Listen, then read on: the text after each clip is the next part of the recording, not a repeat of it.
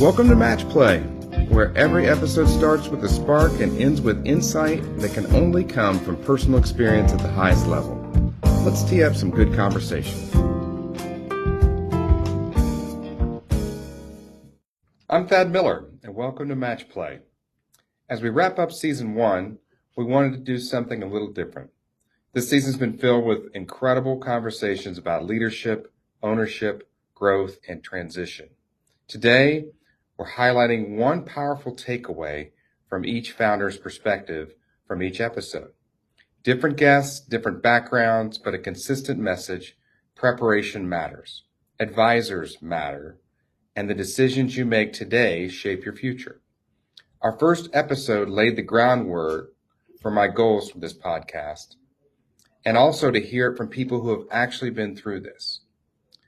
Our second episode with guest Chris Waters, who was the founder of Luna Translation, where his company provided translation services for companies across the United States. He highlighted being reasonable on value and choosing good advisors. Let's hear what he had to say. You know, and it's the advice anybody gives you when you're selling something, like, don't be emotionally attached to like a number. Yeah. You know, we always think our house is worth more than it Right. really is, Right. or our car, or our business. And trust the process and really find good representation. Like, you really need somebody in your corner that's been through it, that knows what they're doing. Someone like you, someone like Zainab, who helped us in our process. Because if you try to cut that corner, it's really not going to go well for you. And I know people have tried to, and it typically doesn't go as well. Because it's an emotional ride, not just a financial ride. Correct. I mean, it's all of that. It's an emotional ride. It was my life's work. Yeah. It was what I had put 23 years of my entire working career was that. Yeah. I was a Peace Corps volunteer, worked one lunch shift at Don Pablo's, and then this was it. That was it. So yeah, I mean, and so it's very emotional, and you're very connected to the people. You know, business is not about like dollars and cents. It's about people. And like the one thing I do miss about the business is the people. Yeah. Like, I don't miss, you know, ISO certifications and HR reports and, you know, looking at in multiple languages, right? Why did our margin drop by 0.5% this month? You know, I don't miss that at all. Yeah. I miss the wonderful people. Yeah. Well, that's incredible. And I'm a big believer, if you take care of your people, your business follows. There's Right. no doubt about 100%. it. Okay. As Chris said, one of the most common challenges in a transition is expectations around value. Waters reminded us why being realistic and surrounding yourself with strong advisors is often the difference between a smooth process and a stressful one. Episode 3, our next episode, is with my friend Greg Myler of ENS, which designed and sold mounts for point-of-sale technology around the country. He was a founder with another partner. He talks a little bit on his podcast, which was episode 3, on obviously being 50-50 in a partnership. But his highlight were 2 tips: know your buyer and hire a good manager/implementer, that you can't do it all yourself. Here's Craig. I would say, you know, the most important thing is picking the right equity firm. Yeah. Know your guys. I mean, it means everything. These guys have done 3 sales with me, started a 3rd or 4th fund, and I'm investing in them, and I have nothing to do with any of it anymore. Yeah. But I know the guys, and I like them, and I trust them, and that is significant, because I hear a lot of other cases where, you know, equity can come in and just take over and get rid of the principals. And I think that's a huge mistake.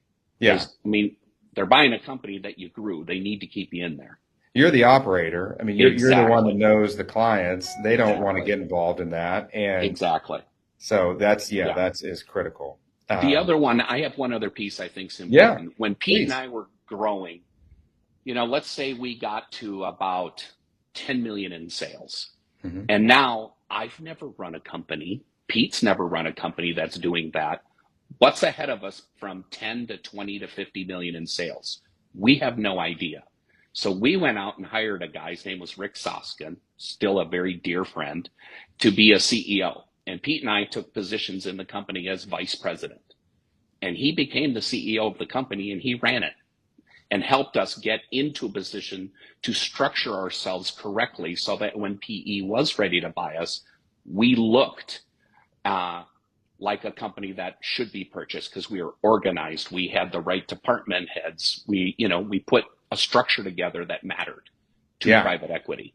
That was huge. Yeah, because clarity is everything. And Yes. because obviously private equity, they're not just flush with money. They've got investors they've got to please. They borrow money. It's not like they just got a big bucket of cash. So clarity is critical. And and don't get over your skis. Bring somebody in to run your business. And when we met with the equity guys, they said to me multiple times, the smartest thing you guys did, you hired Rick to organize you in a way. Otherwise, he's doing his work, I'm doing my work. It's working, we're making money, but we're not structured and organized, and our board meetings, weren't correct. Okay, to recap Greg's conversation, he said 2 simple but critical ideas that stood out: knowing exactly who your buyer is and having the right manager in place. He explained why clarity and leadership structure, how that directly impacts our outcomes. In episode 4, we had my friend David Durham with Barnes & Thornburg. He's an attorney. He does business and real estate transaction, has done M&A transactions on hundreds of different clients across the country. And his highlight were making sure that if you own your building or if you were leasing your business within a building, make sure those lease negotiations are set in place. Here's David. So if there's a business owner who's in a lease scenario and they're wanting to sell, say, 3 years down the road, and their lease is coming up, what's your advice for them? Like if the landlord's saying, hey, I want you on a 10-year lease, but you'd rather be closer to your timeline. But you got to have a lease in place for the new owner to come in. What's the best way to massage that? I think the critical piece, because there's always some real estate component. So as I described, it's one of those kind of 3 or 4 scenarios. But if you were leasing your office space where you're conducting your business, the thought has to be, if your lease is coming up for renewal, obviously landlords love longer term leases, especially where it may not be easy to backfill or to replace a tenant very easily. But the conversation you need to be having is, look, there is going to be someone who comes along and who's going to want to take assignment of this lease.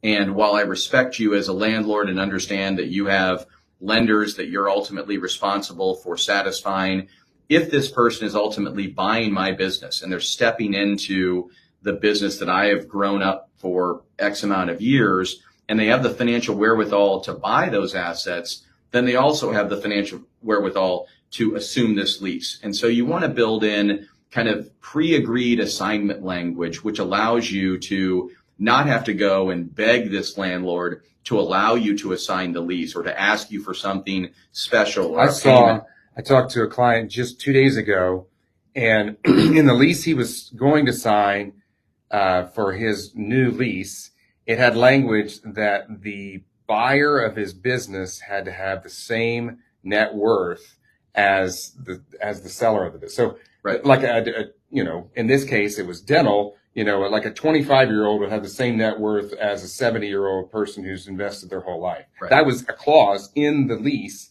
which would eliminate him from selling to anybody. Right. And obviously they got it struck, but sometimes that's in there because obviously, and it's a perfect scenario for the landlord, because then as you come to them and ask for something then they get to create a whole list of things that they'd like to have in order to be able to assign the lease. Now, the nice thing is, usually if you get these buyers and they're working with really good lenders, the lenders want to see that they have the ability to stay in the space for X number of years. Usually, coterminant with the lending place. So if it's a 10-year note, they want to make sure that they can be there for 10 years. Right. Even if it's a 3-year base term with then multiple extension options that get them to that 10 years. That's what they're looking to have. And so oftentimes that works out for a landlord because maybe you only have 3 or 4 years left on your base lease. They're happy to terminate your lease, sign a new lease with the buyer that gets them that full 10-year window to cover. Okay, to recap, David, real estate can quietly make or break a deal. David shares why lease negotiations should be addressed well before going to market and how early planning protects your value. Episode 5, our next episode, Eric Barrage of Blue Wolf. He was the founder of a computer software integrator and consultancy for Salesforce. His highlight was Place Matters. He actually joined me from St. Andrews, Scotland for the podcast, which was incredible. And here are some of his thoughts. But the thing that I've really gotten into is waking up every single morning and trying to figure out how we can make it better.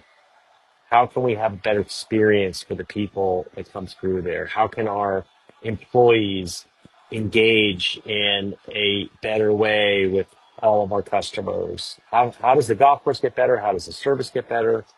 There was a book that we all read about a year and a half ago called Setting the Table by Danny Meyer.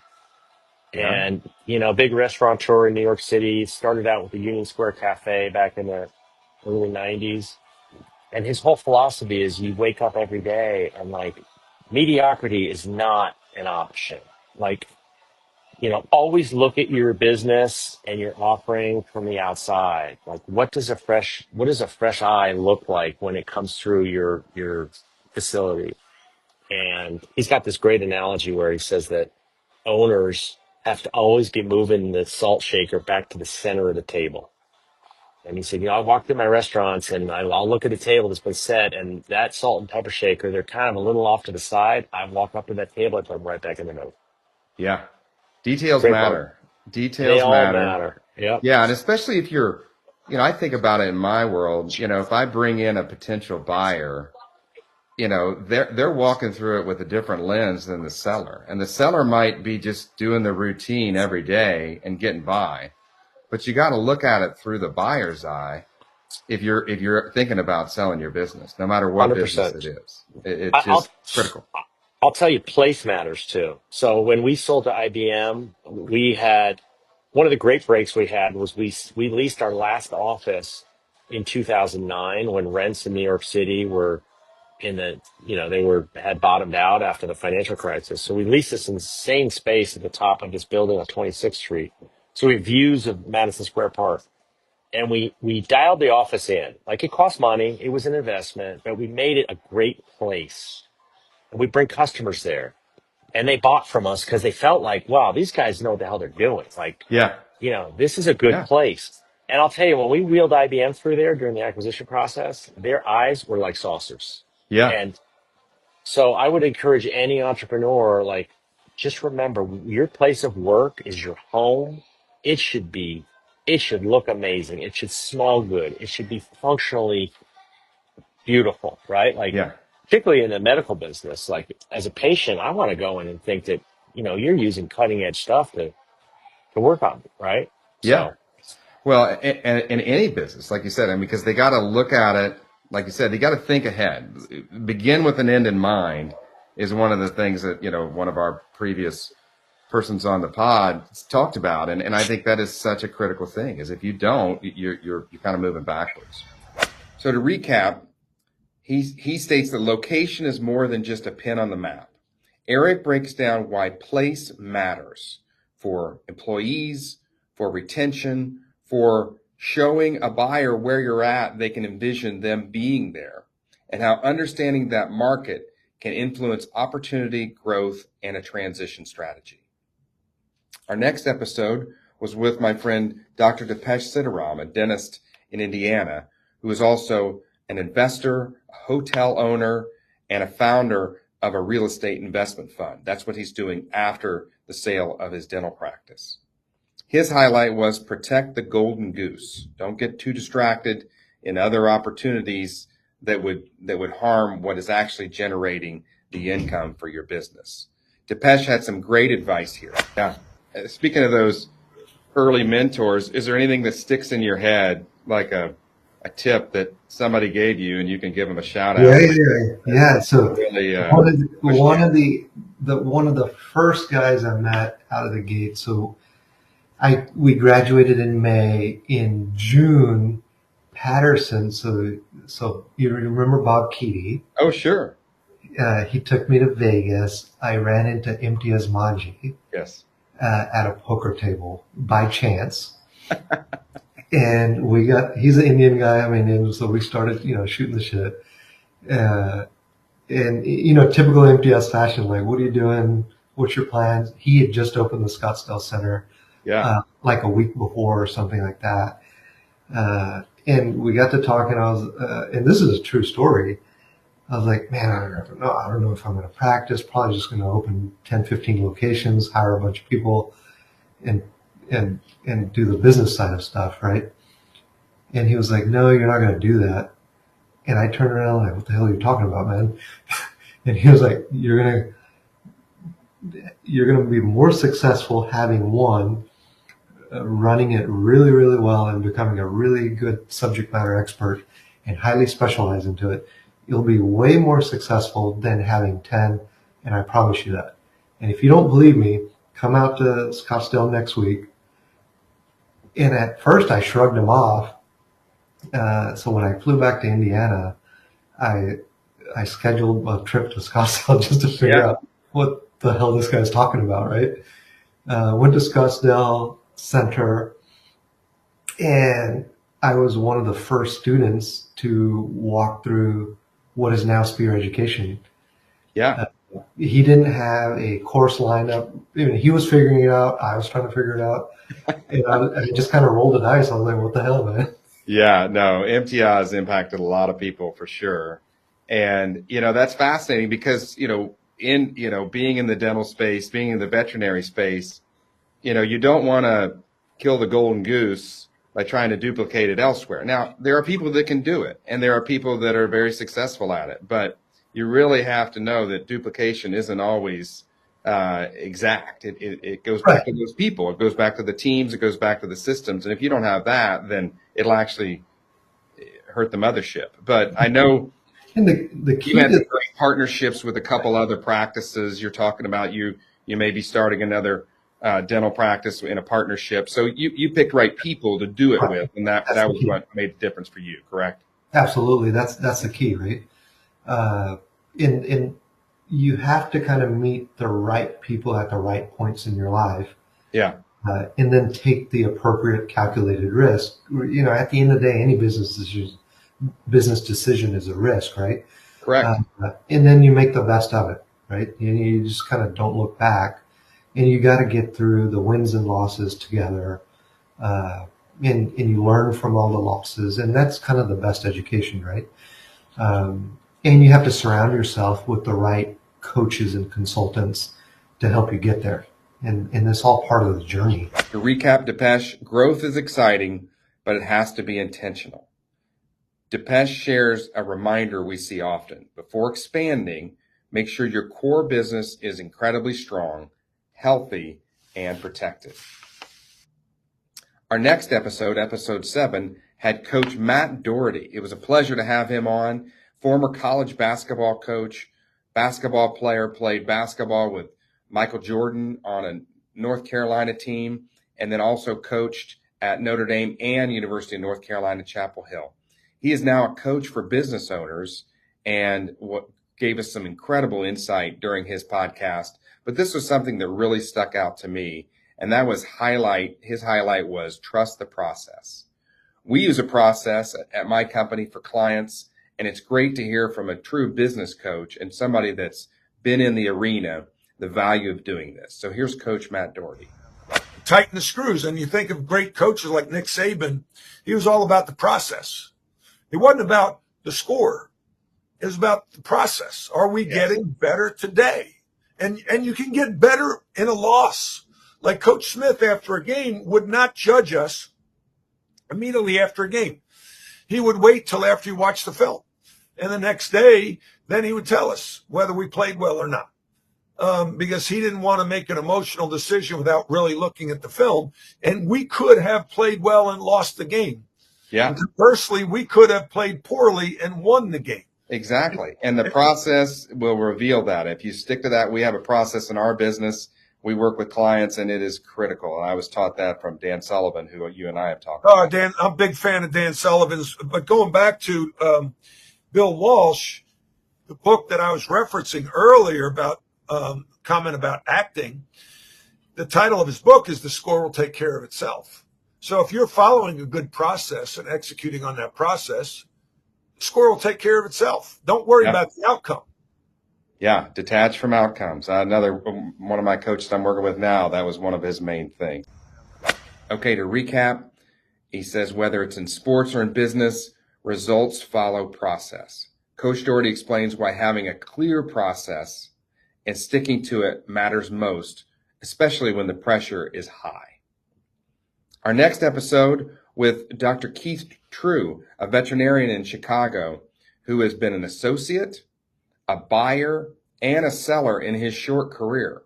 And he talks about, from a veterinarian perspective, on all of these things and what's important for young business owners or to-be business owners to consider. His highlight was invest early in yourself and plan ahead. So here's Dr. True. And for from a seller perspective, since you're aware of both, what are some things that a seller should be aware of in the next few years? Like what are some tips you would give them if it was a colleague? They're like, hey, I'm going to sell in the next few years. What would be something you'd tell them? I think investing in the facility, I think investing in the equipment that's in there and really working, minimum of 3 to 5 years ahead of time to try and find that successor to bring in, I think is critical. Yeah. A lot of young veterinarians, including myself, are doing startup practices, which, is great. And you get to set the tone, you get to set the culture, you get brand new stuff, everything there. But, honestly, for me, I would take an acquisition any day. It's a startup is no joke. Like it's hard. It's, it can be fun. It's very rewarding and everything to build that from scratch. But when you can take over a business that is producing positive cash flow already, and you can walk into that and grow off of a basis that's already there, there's a lot to be said about that. And it's, talk about risk.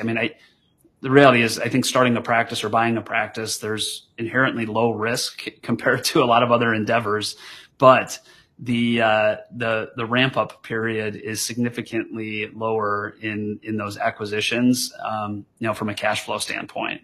Absolutely. And I think what you're saying too is critical. Like that seller needs to look at that through the eyes of a buyer, not unlike you're selling your home and, you've got dead trees in your front yard.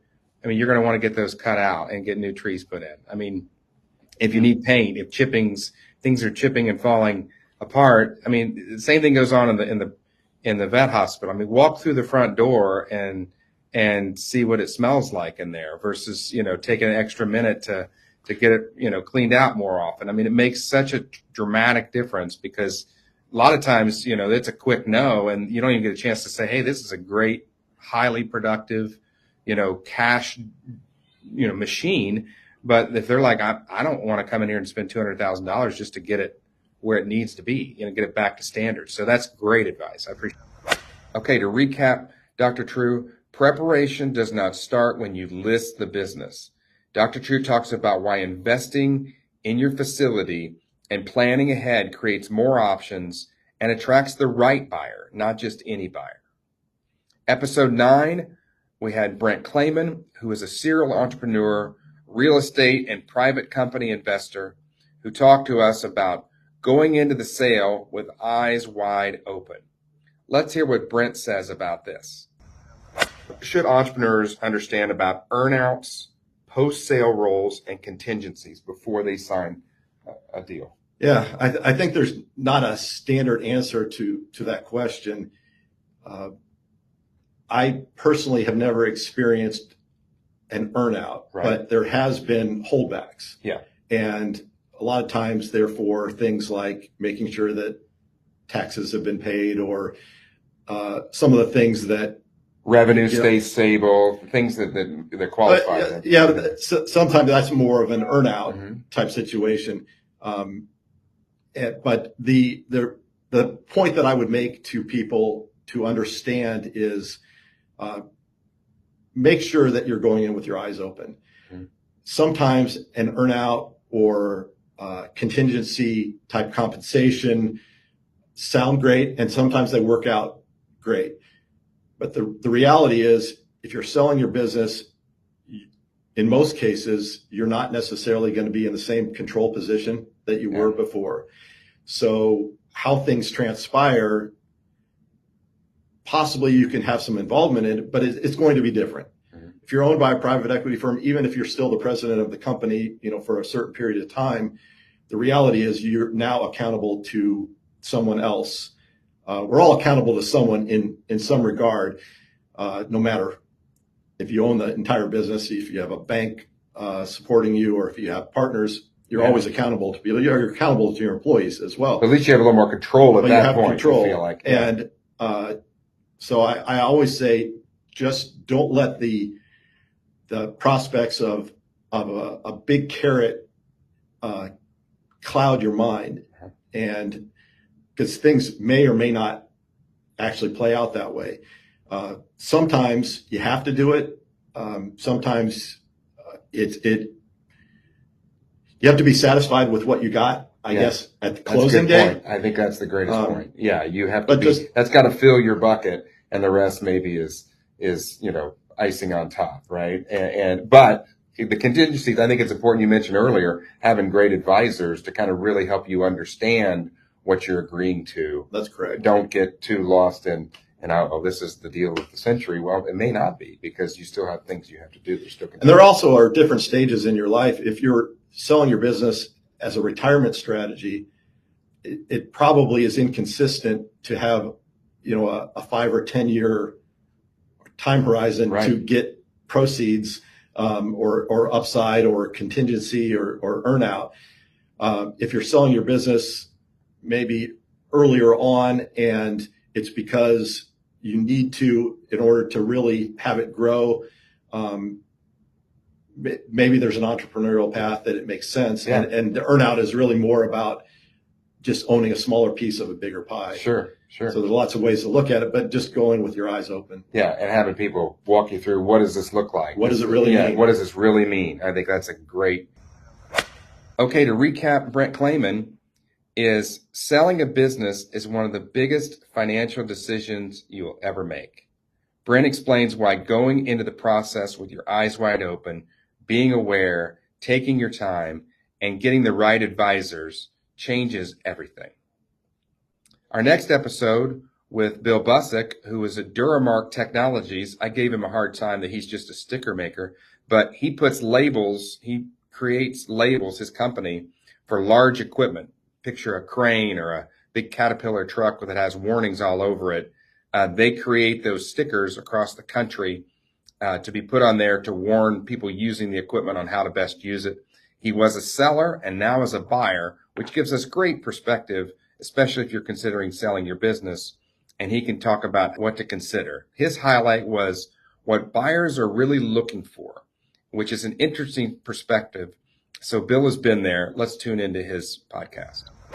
That's really why we went with Cardinal, was their business model. And preparing for that, even before that, what are some things that maybe sellers misunderstand before going into that? Like how do they, what's the best way to prepare for that sale in your head? Yeah. Looking back. Well, I would say some of the most important things, because now I'm on the other side looking for acquisitions. And you're looking for a nice growth trajectory. That's probably one of the most important things. The next one would be having a good, solid gross margin. Everybody wants a growing, good growth margin company that is well run. Right. And that would be the people like Cardinal Equity. Some players want to find distressed companies. Right. I've not been associated with any of those, but the Cardinal guys, that's what they wanted to look at. You got to have your books really in place. That's critical. You're- in my you're business, counting. that is Yeah. so important. In every sale, I would say. But that would be if somebody's listening to this, thinking about selling, get your books in line. If you need to hire outside of where you're at to get it straightened out, I think that's critical. No question. And when you look at the other side, the due diligence that goes into the acquirer that they pay for companies to go in and look at your books, if it's not clean, it can cost you the deal. Yeah, it just starts, the dominoes start falling of lack of trust, That's right. it is what you're telling me is real. Yeah, because buyers are looking for the problem, Right. the potential problems. Yes. And if there aren't any, that just makes it go smooth. Yeah, and obviously they get a higher value. There's no Absolutely. doubt about it. Absolutely. That's great advice from Bill Busick. At the end of the day, buyers focus on fundamentals. Bill breaks it down clearly. Growth, strong gross margins, and clean financials are what drive real interest with the right buyer. So in a closing reflection, I bring on my father, PGA golf professional Jack Miller. As we wrap up season 1, I want to leave you with a pro tip from someone who's influenced my life so very much. He's my father, my first teacher, my first employer. If you listen to episode 1, it talks a little bit about my job responsibilities at age 8. Jack Miller, who was a PGA golf professional for 45 years. He was actually a business owner too. He owned all the golf carts, owned the concessions. So he ran his golf shop very much like a business, and he put himself at risk. And eventually, when he retired, he sold that portion off. His advice is on the golf swing, but our goal in this is to apply this advice far beyond golf. In business, ownership, and in a transition, success comes from preparation, patience, and surrounding yourself with people who know the game better than you do. So let's listen to the tip from Jack Miller on something you can take to the golf course next time you're out there. I think it's a great tip. Jack Miller, a Class A PGA professional for over 47 years. Dad, welcome to the podcast. Good to have you. Yeah. Give us a quick summary of your career in golf. All right.